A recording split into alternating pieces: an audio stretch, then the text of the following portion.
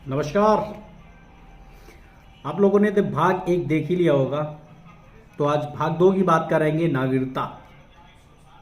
तो देखते हैं नागरिकता क्या होती है, कैसे मिलती है, कैसे छीनी जाती है।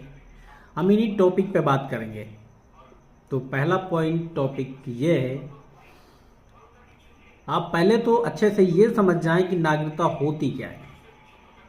तो नागरिकता की बात करेंगे तो नागरिकता, अगर किसी देश में हम पैदा हो रहे हैं, जब पैदा हुए हैं, तो वो देश हमें एक डॉक्यूमेंट या प्रूफ देगा कि आप इस देश के निवासी हैं, आप यहाँ पे पैदा हुए हैं। तो ये तो उसकी परिभाषा हो गई।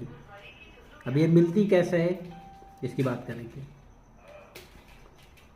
जैसे हम इंडिया में पैदा हुए, तो हमें मेरी गवर्नमेंट, हमारी सरकार एक प्रूफ बना के देगी, एक डॉक्यूमेंट देगी कि आप इस देश के नागरिक हैं। जैसे अभी आधार कार्ड आया, वोटर आईडी कार्ड, पासपोर्ट, ये ऐसी कई सारी चीज़ें हैं जो हमें प्रोवाइड कराती है गवर्नमेंट कि आप इस देश के नागरिक हैं और ये आपका प्रूफ है, आप जहाँ हैं, जैसे रहते हैं या जो भी है।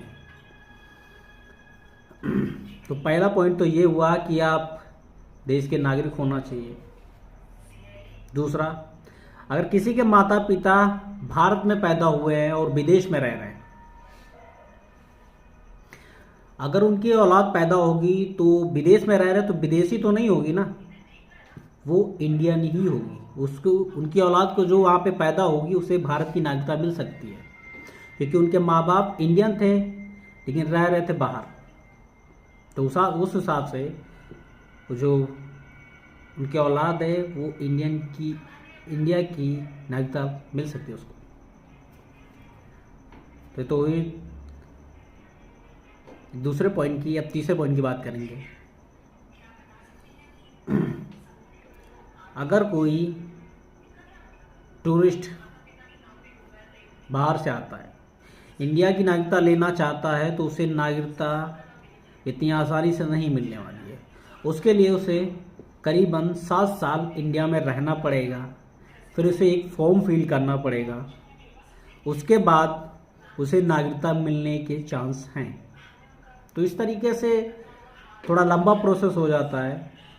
अब देखा जाए तो प्रोसेस लंबा है, लेकिन इसे चांस है मिलने के। अब ऐसा तो नहीं कोई भी आए, आके बोले 10 दिन 15 दिन रहा, उसके बाद बोले भाई मुझे इंडिया अच्छा लग रहा है, मुझे नागरिकता दी जाएगी। तो पता चला वो तो किसी दूसरे